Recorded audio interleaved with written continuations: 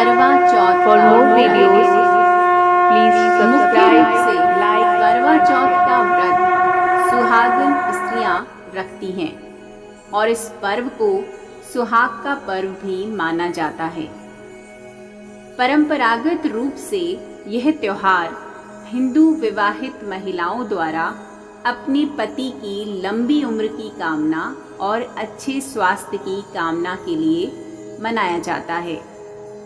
हिंदू सनातन धर्म में अविवाहित लड़कियों का करवा चौथ व्रत रखना असामान्य और अस्वीकार्य माना जाता है, लेकिन आजकल एक प्रचलित रिवाज के चलते अब भारतीय समाज द्वारा करवा चौथ पर देवी पार्वती की पूजा करने वाली लड़कियों को उनकी मनोकामनाओं के अनुसार वर पाने के लिए इस व्रत की अनुमति दी जाने लगी है।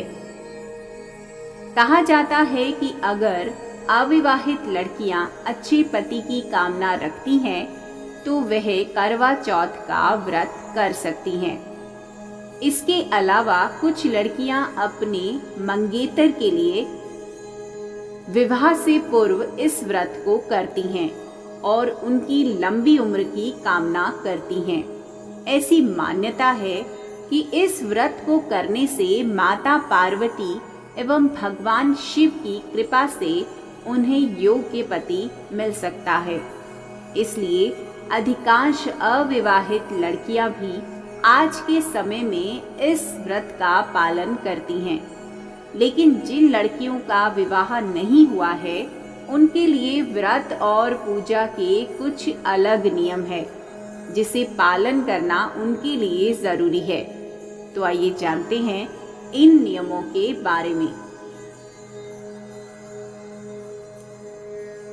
कुंवारी लड़कियां और ऐसी लड़कियां जिनका विवाह तय हो गया हो वो करवा चौथ का व्रत कर सकती हैं, लेकिन उन्हें भी करवा चौथ के कुछ नियमों का पालन करते हुए ही व्रत का पालन करना चाहिए, जिससे उन्हें पूजा का पूर्ण फल मिल सके।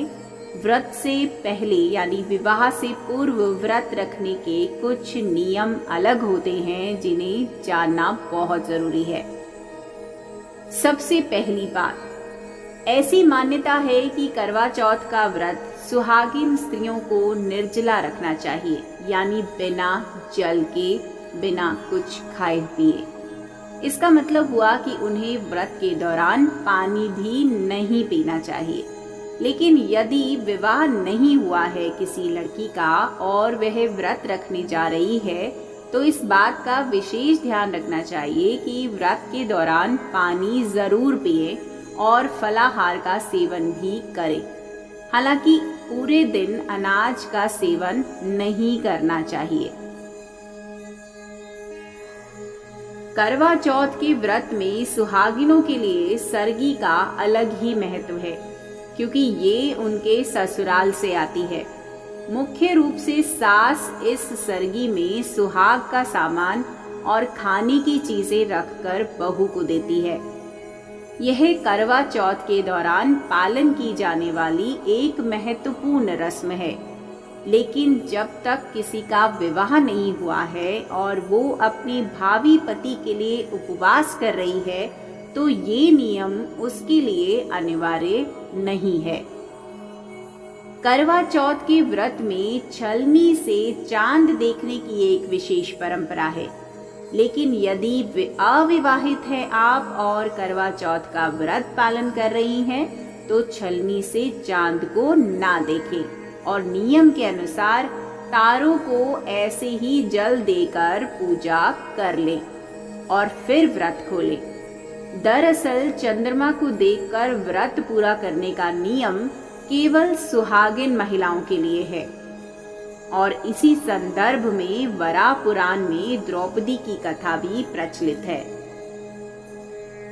यदि अविवाहित है आप और अच्छे पति की कामना में करवा चौथ का व्रत करती हैं तो आपको इस दिन मुख्य रूप से माता पार्वती की भगवान शिव समेत पूजा करनी चाहिए।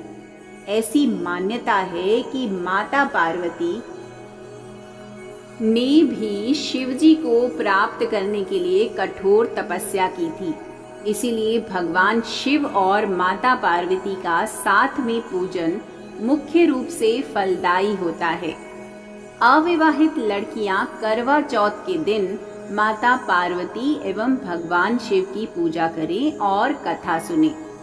पूजा के दौरान एक मिट्टी का या फिर जो भी कलश आपके पास हो उसमें जल भरकर अपने समक्ष रखकर फिर कथा का पूजन करें।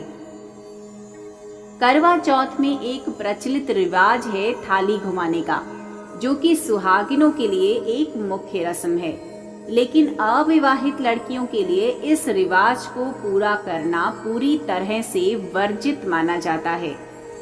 अविवाहित लड़कियों को पूजन के दौरान थाली नहीं घुमानी चाहिए, बल्कि केवल अपने करवे पर ही पूजन करना चाहिए।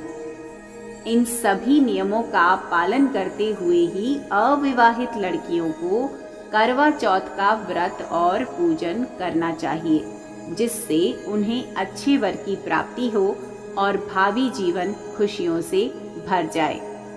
हैप्पी करवा चौथ।